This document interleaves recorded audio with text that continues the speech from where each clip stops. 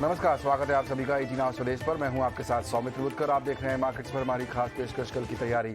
सबसे पहले बता दें आपको क्या खास लेकर आए हैं आज हम शो में आपके लिए। महिंद्रा एंड महिंद्रा है फोकस में, क्योंकि कंपनी ने 5 नई इलेक्ट्रिक एसयूवीज लॉन्च करने का ऐलान किया है। क्या होगा इससे असर कंपनी के शेयर पर, जानेंगे हमारे एक्सपर्ट से। यूटीआई एएमसी में भी हमने देखा कि बड़ी डील की तैयारी हो रही है, उस पर भी करेंगे चर्चा। और साथ ही साथ कल के लिए कुछ दमदार ट्रेडिंग आइडियाज भी शो में होंगे शामिल।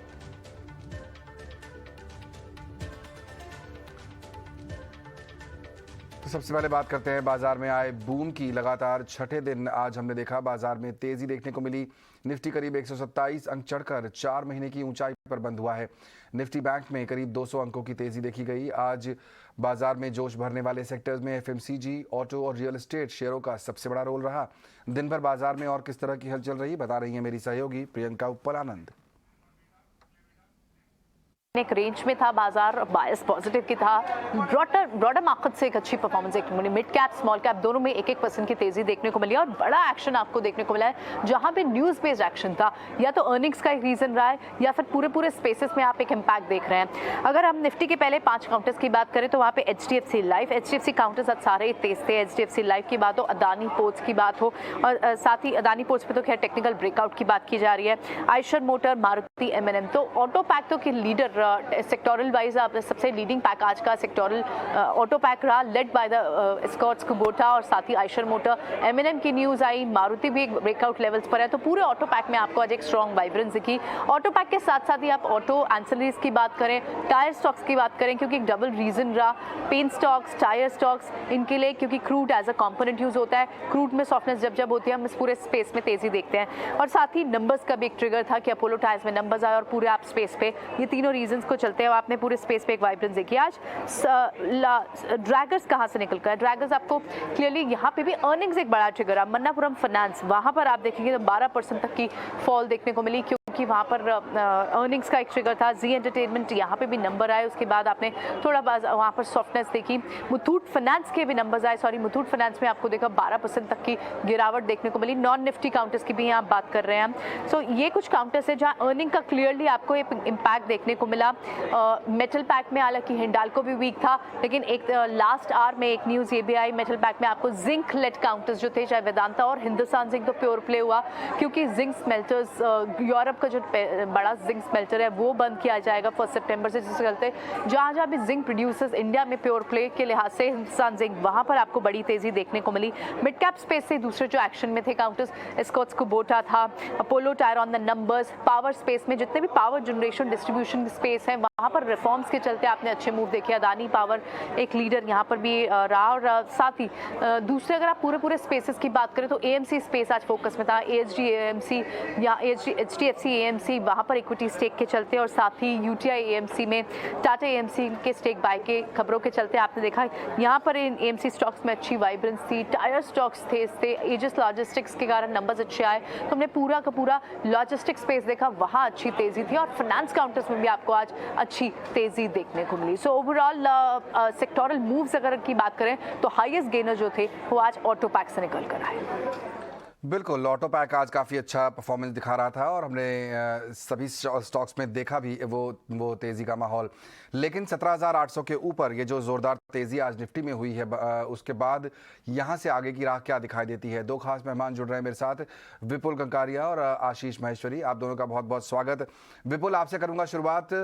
17,800 पिछले 5-6-7 सेशन से अच्छी खासी तेज़ी हम देख रहे हैं।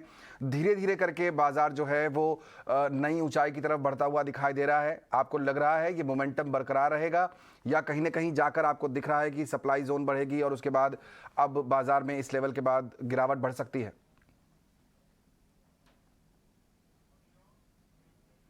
विपुल, आप अपना माइक अनम्यूट कर लीजिए प्लीज। सॉरी जी। नमस्ते सर। तो मुझे यहाँ पर लग रहा है कि मार्केट में एक स्ट्रॉन्ग रैली आ चुकी है फॉर टाइम बीइंग। 17,800 के ऊपर एक अच्छी क्लोजिंग दी है मार्केट ने आज।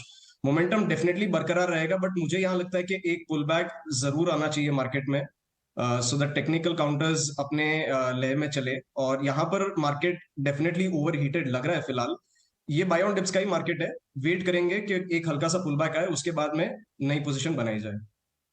डिप्स का मार्केट है, कुछ गिरावट आए तब नई पोजीशन बनाई जाए। लेकिन आशीष, ऐसा लग तो नहीं रहा है कि डिप आता हुआ दिख रहा हो। 6-7 सेशन हो गए हैं, धीरे धीरे ही सही बाजार अच्छी तेजी दिखा रहा है।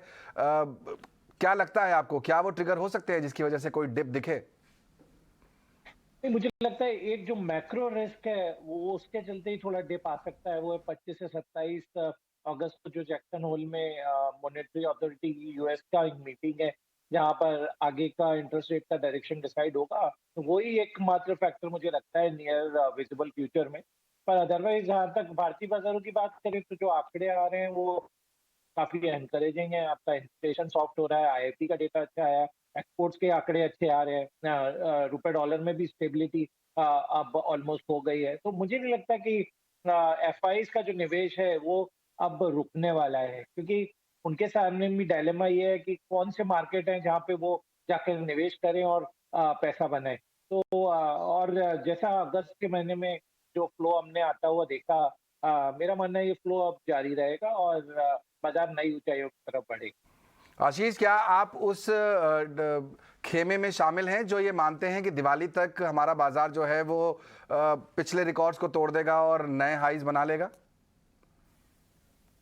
जी बिल्कुल, मैं भी उस खेमे का पार्ट हूँ जब मुझे लगता है कि बाजार नई ऊंचाइयों की तरफ जल्दी बढ़ जाएगा और आपको सरप्राइज रहेगा इस बात, क्योंकि हर कोई उम्मीद करता है कि एक पर्टिकुलर टाइम पे आएगा तो वो बाय करेंगे। बट अभी जो हमने रिटेल पार्टिसिपेशन बढ़ता हुआ देखा है मार्केट में, मुझे लगता है कि दिवाली से पहले ही आपको शायद बाजार नई ऊंचाइयों पर। चलिए, तो ये पॉसिबिलिटी है कि दिवाली से पहले ही नई ऊंचाई की तरफ बाजार चल पड़े। काफ़ी अच्छे संकेत इस समय सब तरफ से दिखाई दे रहे हैं। बस एक मीटिंग अभी जो यूएस में बाकी है, वो शायद हो सकता है कि उसके रिजल्ट्स अगर कुछ नेगेटिव खबर लेकर आए, वही एक दिखाई दे रहा है। बाकी जनरली सिचुएशन अच्छी है। तो फिर अगर बाजार नई ऊंचाई की तरफ बढ़ रहा है तो फिर कौन से स्टॉक्स पर आपको बेट करना चाहिए? शुरुआत करते हैं स्टॉक्स पर चर्चा। सबसे पहले लेकिन आपको एक इंटरेस्टिंग कॉन्वर्जेशन सुनवाते हैं। यूके में महिंद्रा एंड महिंद्रा ने अपनी इलेक्ट्रिक कॉन्सेप्ट कार से पर्दा हटाया है। कंपनी की 5 इलेक्ट्रिक एसयूवीज लॉन्च करने की योजना है। इसी पर मेरे सहयोगी सौमित सरकार ने महिंद्रा ग्रुप के एमडी और सीईओ डॉक्टर अनीश शाह से बातचीत की। इस दौरान अनीश शाह ने कहा है कि इलेक्ट्रिक एसयूवीज की कीमतें ग्राहकों को ध्यान में रखकर ही तय की जाएंगी।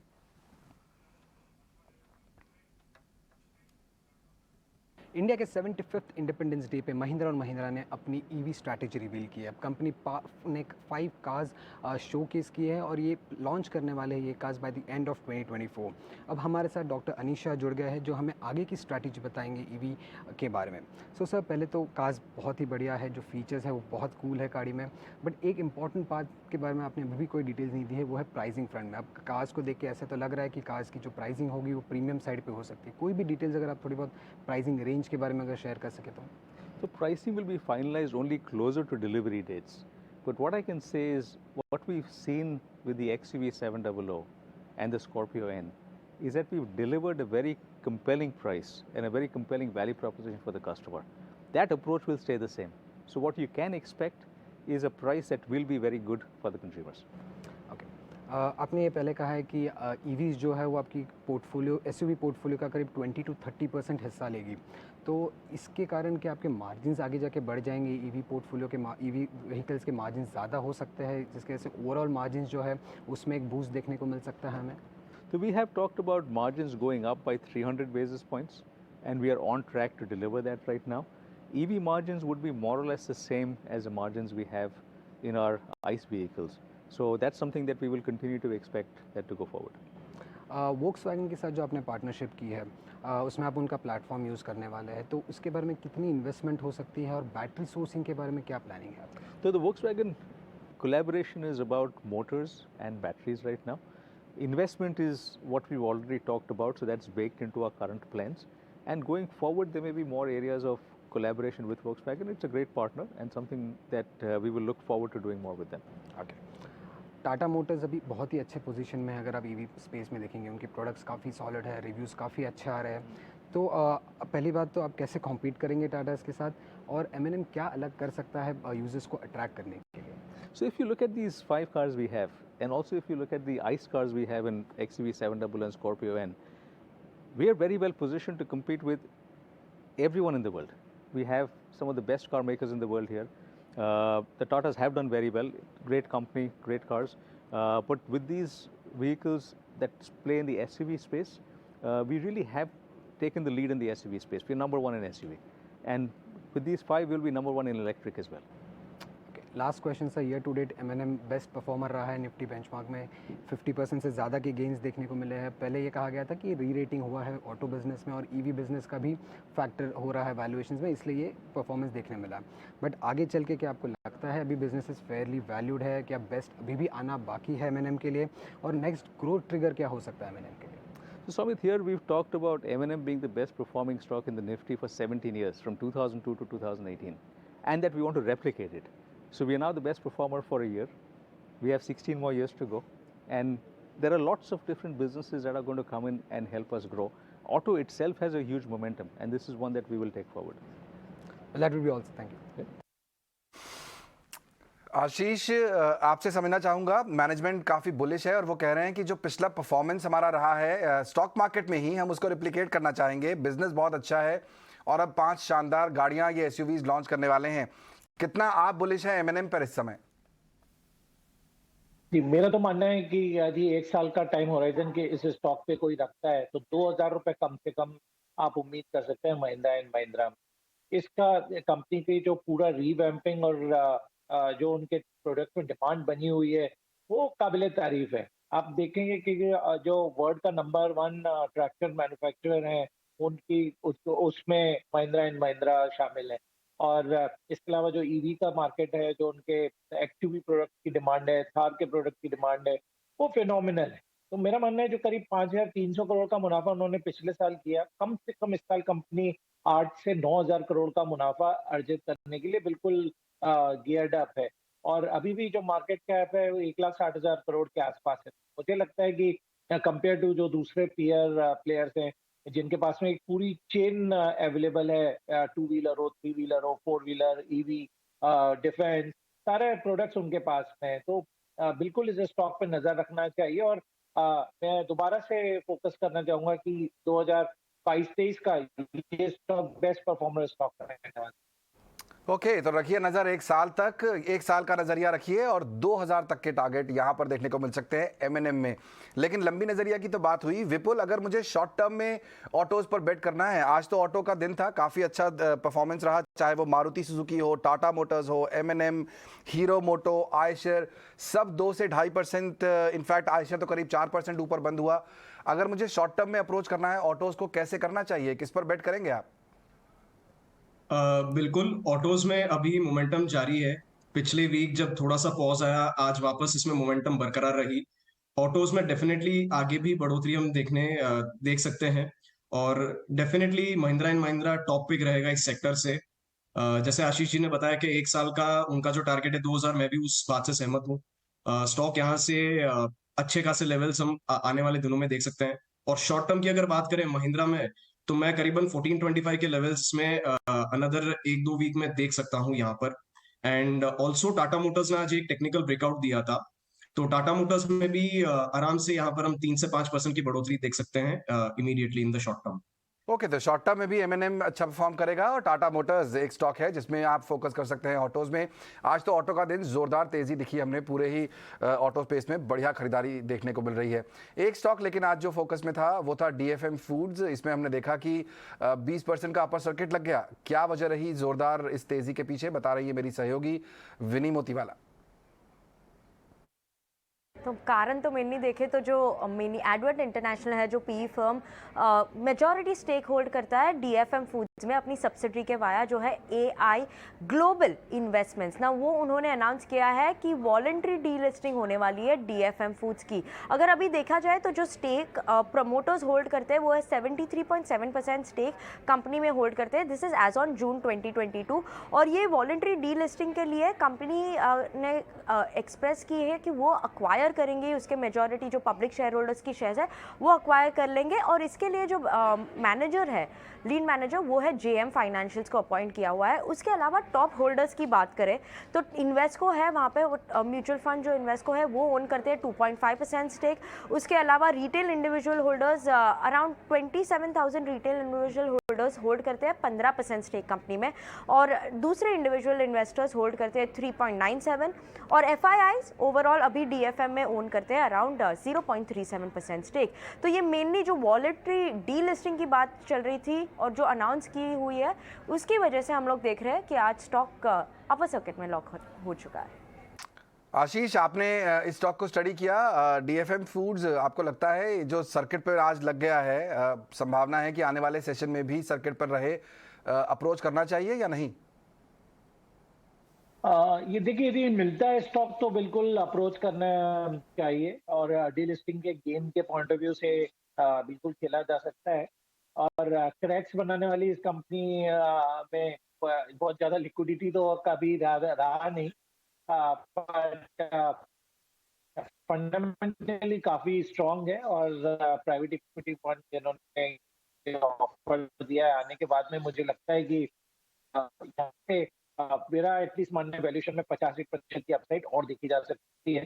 तो आपको बिल्कुल 9:15 बजे लेना पड़ेगा, बट यदि आपके हाथ में आता है तो बिल्कुल होल्ड करना चाहिए और बाय करने की। बिल्कुल सही कहा आपने, चूंकि सर्किट टू सर्किट से चलने की संभावना है तो 9:15 बजे सिस्टम के सामने बैठिए और देखिए, अगर आपको ये स्टॉक मिलता है तभी कोई पॉसिबिलिटी है। आज तो सर्किट पे बंद हुआ 304 रुपए के भाव पर, अपसाइड जरूर है लेकिन स्टॉक मिलेगा कि नहीं ये कहना मुश्किल है। एक और खबर पर फोकस करते हैं। यूटीआई एएमसी में भी हमने देखा कि अच्छी तेजी देखने को मिली। बाजार में खबर है कि टाटा एएमसी कंपनी में बड़ी हिस्सेदारी खरीद सकती है। इस खबर की डिटेल्स के साथ जुड़ रहे हैं शरद दुबे। जी, एएमसी स्टॉक्स आज बज़ कर रहे हैं और यूटीआई एएमसी में भी शानदार मूवमेंट देखने मिली है। अब रिपोर्ट्स आ रही हैं कि Tata asset management company consider कर रही है 45% स्टेक यूटीआई एएमसी में खरीदारी के लिए। अब ये जो खरीदारी होगी वो 4 पब्लिक एंटरप्राइजेज के स्टेक को खरीदने से होने वाली है। वो 4 एंटरप्राइजेज है पीएनबी, एलआईसी, एसबीआई और bank of Baroda. Overall Tata asset management लगभग 4,300 करोड़ पे कर सकती है इस डील के लिए। और अब देखा जाए तो टाटा सन्स और टाटा इन्वेस्टमेंट कॉर्पोरेशंस ओवरऑल जो है टाटा एएमसी को जॉइंटली होल्ड करते हैं। और अगर इसको कंबाइन करके देखेंगे तो टाटा एमएफ और यूटीआई एमएफ जो है इंडिया की चौथी लार्जेस्ट एसेट मैनेजर प्लेयर बन जाएगा और इनका जो एसेट्स अंडर मैनेजमेंट रहेगा वो लगभग 3 लाख करोड़ का रहने वाला है। इसके अलावा जो अगर हम बात करें, अगर दोनों को कंपेयर करें तो देख सकते हैं रेवेन्यू, पैट, टोटल एसेट्स, ये तीनों क्राइटेरिया में यूटीआई एएमसी हावी है। हालांकि टाटा एएमसी की जो पोर्शन है कंट्रीब्यूशन की स्मॉल है, लेकिन इस एक्विजिशन के बाद जो है अच्छी मार्केट शेयर गेन्स देखने मिल सकती है। अब वैल्यूएशंस की बात करें तो एचडीएफसी लाइफ इंश्योरेंस के वैल्यूएशंस जो है बहुत प्रीमियम साइड में है और निप्पॉन इंडिया और आदित्य बिरला सन लाइफ के लगभग मिड वैल्यूएशंस कह सकते हैं, लगभग 22 to 27 टाइम्स। हालांकि जो चीपेस्ट एएमसी स्टॉक है वो है यूटीआई एएमसी। और याद रखिएगा पहले तिमाही में ये सिर्फ एएमसी थी जहां पे इसको ओवरऑल मार्केट शेयर गेन्स देखने मिली है। तो ऑफकोर्स इस स्टॉक में जो ज़रूर आप फोकस रखेंगे। विपुल, आपकी नजर पड़ी स्टॉक पर, काफी अच्छा मूव, आज 15% ऊपर जाकर बंद हुआ है यूटीआई एएमसी का। लगता है कुछ अपसाइड और बाकी है? बिल्कुल सर, इसमें मोमेंटम बना है, काफी अच्छा आज मूव आया था स्टॉक में और मोमेंटम के साथ में इस स्टॉक में आगे हम 1020 के लेवल्स देख सकते हैं शॉर्ट टर्म। तो बाय ऑन डिप्स की सलाह रहेगी और अगर किसी की होल्डिंग है तो आप कैरी फॉरवर्ड करिए, हम इसमें एक अच्छा अपसाइड और देख सकते हैं। 1000 रुपए के ऊपर तक के टारगेट दिखाई दे रहे हैं। अगर नई खरीदारी करनी है तो कुछ देर रुकिए, क्योंकि 15% आज चल चुका है स्टॉक, कुछ गिरावट आए तब देखिए। अगर है स्टॉक तो होल्ड करिए, 1000 रुपए के ऊपर जाने की संभावना। एक स्टॉक और जो आज चला था विपुल, वो भी मैं जानना चाहूंगा आपसे, एचडीएफसी लाइफ, निफ्टी का टॉप गेनर, काफी अच्छी आज मूवमेंट थी, अच्छे वॉल्यूम्स के साथ आगे बढ़ा है। क्या कॉल है फिलहाल इस पर? इसमें भी हम एक टेक्निकल ब्रेकआउट देख रहे हैं। शॉर्टली हम इस स्टॉक में भी 600 के लेवल देख सकते हैं, तो मोमेंटम बना रहेगा। एंड क्योंकि आज पूरा सेक्टर ही फोकस में था तो ये अभी इस काउंटर में एक अच्छा सा मूव नजर आ रहा है, 600 के ऊपर जाने की संभावना है यहाँ पर भी 600 के ऊपर जाने की संभावना। एचडीएफसी लाइफ अच्छा मोमेंटम बरकरार है, इस पर भी आप खरीदारी कर सकते हैं, लेकिन डिप्स पे करें तो ही बेहतर है। मेटल्स पे आपसे मैं एक राय लेना चाहूँगा आशीष। हमने देखा कि जिंक के प्राइसेस जिस तरह से कम हो रहे हैं, उसके बाद हमने हिंदुस्तान जिंक, वेदांता जैसी कंपनियों को चलते हुए देखा और अब खबर आ रही है कि एक बहुत बड़ा स्मेल्टर जो है बंद होने वाला है ग्लोबली, उसकी वो चूँकि लॉसेज में चल रहा था। किस तरह से आप रीड करते हैं इस पूरी सिचुएशन को और कैसे मेटल स्टॉक को यहाँ से अप्रोच करना चाहिए? जहां तक जिंक पे यदि प्ले करना है तो बेस्ट बेट तो हिंदुस्तान जिंक ही रहेगा, जो फोकस कंपनी है उस पर्टिकुलर फील्ड में। और हमने दोबारा से मोमेंटम भी आता देखा है इन स्टॉक्स में। और यहाँ पर यदि मेरी माने तो हिंदुस्तान जिंक और वेदांता एक बेस्ट बेट रहेंगे। हिंडाल्को में थोड़ा-सा उनके जो अच्छे नतीजे आए थे उसके बाद थोड़ी-सी मुनाफ़ा वसूली देखने को मिल रही है। बट मुझे नॉन फेरस जो सेक्टर है वो काफ़ी अच्छा लगता है, क्योंकि रीज़न ये है कि यदि ग्लोबल इकोनॉमी दोबारा से चलेगी तो विथआउट फेरस या नॉन फेरस मेटल नहीं चलेगी। और नॉन फेरस मेटल में जो एक बड़े प्लेयर्स के हाथ में प्राइसिंग पावर है वो कहीं ज़्यादा है कंपेयर टू फेरस मेटल के। इसलिए मुझे हमेशा से नॉन फेरस मेटल के स्टॉक पसंद रहे हैं। और वेदांता और हिंदुस्तान जिंक यहाँ पे मेरी वैट नंबर 1 एंड 2 रहे। तो वेदांता और हिंदुस्तान जिंक ये दो पर आप कर सकते हैं फोकस। इसके अलावा एक स्टॉक और मुथूट फाइनेंस, यहाँ पर नतीजे काफी खराब थे और आज जो है बाजार चल रहा है लेकिन ये स्टॉक काफी कमजोर बंद हुआ, 12-13% नीचे। आशीष, मुथूट फाइनेंस क्या गड़बड़ हुई आखिर और क्या लगता है आपको? जी बिल्कुल, जो नतीजे आए थे इनफैक्ट क्वार्टर ओवर क्वार्टर भी देखा जाए तो उनका मुनाफे में काफी गिरावट देखने को मिली है, जबकि गोल्ड के प्राइसेस में कोई गिरावट देखने को नहीं मिली है। तो मुझे लगता है एक तो जो मार्जिन का प्रेशर है वो एक रोल प्ले कर रहा है। दूसरा एक जो ग्रोथ है वो डी ग्रोथ हो गई। लास्ट क्वार्टर में 3000 करोड़ का ज्यादा का उनका टॉप लाइन था, वो इस बार 2800 करोड़ से भी कम हो गया। तो अब इस समय में जबकि दूसरी एनबीएफसीज आप देखिए, बजाज के हमने नतीजे देखे या चोलामंडलम के नतीजे देखे, तो सब जो फाइनेंस सेक्टर है उनके they are firing all the guns and उनका जो रेवेन्यू ग्रोथ है वो कहीं ज्यादा देखने को मिल रहा है। तो मुझे लगता है थोड़ा गोल्ड फाइनेंस कंपनीज में प्रेशर भी है। और दूसरा बैंक्स ने भी काफी जो पर्टिकुलर पीएसयू बैंक हैं उन्होंने भी काफी अग्रेसिवली इस बिजनेस में एंट्री किया है। तो उसके कारण से मुथूट फाइनेंस पर लास्ट क्वार्टर के नंबर्स में टोल देखने को मिला। और मेरा मानना है ये जो खराब नंबर्स का सिलसिला शुरू हुआ है ये एक आध क्वार्टर में इम्प्रूव नहीं होगा और इस क्वार्टर में भी आपको प्रेशर देखने को मिलेगा। तो मुथूट फाइनेंस से दूर रहने की सलाह है, इसमें नई बाइंग ना करें। चलिए, तो फिलहाल नई बाइंग न करें, दूर रहने की सलाह मुथूट फाइनेंस से। अभी एक क्वार्टर तक शायद सिचुएशन बेहतर होती न दिखे। चलिए, कल के सेशन में कौन से स्टॉक्स आपको फोकस में रखने चाहिए ये जानते हैं हमारे मेहमानों से। वक्त है वीआईपी शेयर्स का।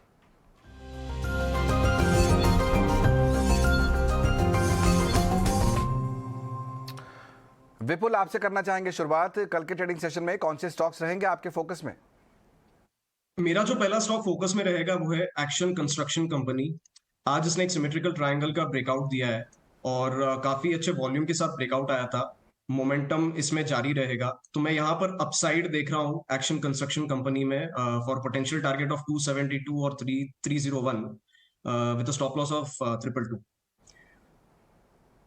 ओके, तो एक्शन कंस्ट्रक्शन है यहाँ पर जहाँ पर आप कर सकते हैं खरीदारी। आपको टारगेट जो है 272 से 300 रुपए तक के देखने को मिल सकते हैं। यहाँ आप आगे चल सकते हैं कल के ट्रेडिंग सेशन में। आशीष, आपकी तरफ से कोई आइडिया? जी, मेरी तरफ से आइडिया रहेगा अडानी इंटरप्राइजेज लिमिटेड। मैं काफी बुलिश हूँ स्टॉक पे अभी और मेरा मानना है 4000 रुपए का आपको टारगेट अगले शायद 3 से 6 महीने के बीच में कभी भी देखने को मिल सकता है। अब उसके पीछे रैशनल हमें समझना जरूरी है। सबसे पहले तो अभी जो मार्केट कैप अडानी इंटरप्राइजेज का है वो 3,60,000 करोड़ का है और ये जो सीमेंट बिजनेस ही एक्वायर एसीसी अंबुजा का हुआ है वही करीब 1 लाख करोड़ की वैल्यू कंपनी में ऐड करेगा। इसके अलावा उनके जो भी इन्वेस्टमेंट ग्रुप में है वहां पे उनकी होल्डिंग 60 से 75% तक की है, तो वहां पर भी काफी वैल्यू है। थर्ड थिंग इसमें क्या है कि अडानी इंटरप्राइजेज जो भी बिजनेसेस कर रहे हैं या निवेश कर रहे हैं वो सब लॉन्ग टर्म सस्टेनेबल बिजनेसेस हैं जहाँ पे ग्रोथ की जो प्रोबेबिलिटी है वो कहीं कहीं ज्यादा है। और मुझे लगता है कंपनी के इसमें से 6 आईपीओ तो ऑलरेडी 6 कंपनियां तो लिस्ट ऑलरेडी अडानी इंटरप्राइज से हो चुकी है और कई कंपनियों के आईपीओज और नए वेंचर यहाँ पे उम्मीद की जा रही है।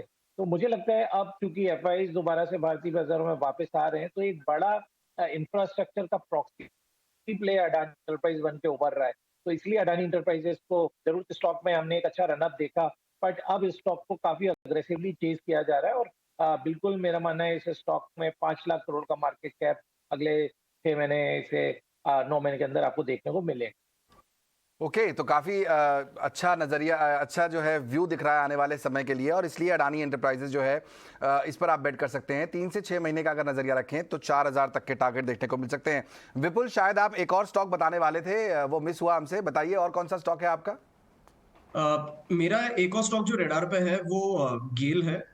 गेल में अगर टेक्निकली हम देखें तो इसका जो एक सपोर्टिव जोन है 125-130 का, काफी बार इसने वहां से बाउंस लिया। इसने दोबारा आज एक इनसाइड बार ब्रेकआउट भी दिया है, तो इसमें मोमेंटम बना रहेगा। मैं अपसाइड के टारगेट्स इसमें देख रहा हूँ शॉर्ट टर्म ट्रेडिंग के हिसाब से 144 152 के targets with a stop loss of 129। Okay, 129 का एक स्टॉप लॉस लगाइए। 150 तक के टारगेट देखने को मिल सकते हैं। गेल में 135 पर आज जाकर बंद हुआ है। चलिए, ये कुछ स्टॉक्स जहां पर आप कल के ट्रेडिंग सेशन में रख सकते हैं फोकस। फिलहाल हमारे मेहमानों से विदा लेने का वक्त। बहुत बहुत शुक्रिया विपुल और आशीष, समय निकालकर आज शो में शामिल होने के लिए। मुझे और पूरी टीम को भी दीजिए इजाजत। हम एक छोटा सा ब्रेक लेंगे, लेकिन आप कहीं मत जाइए, बने रहिए ईटी नाउ स्वदेश के साथ।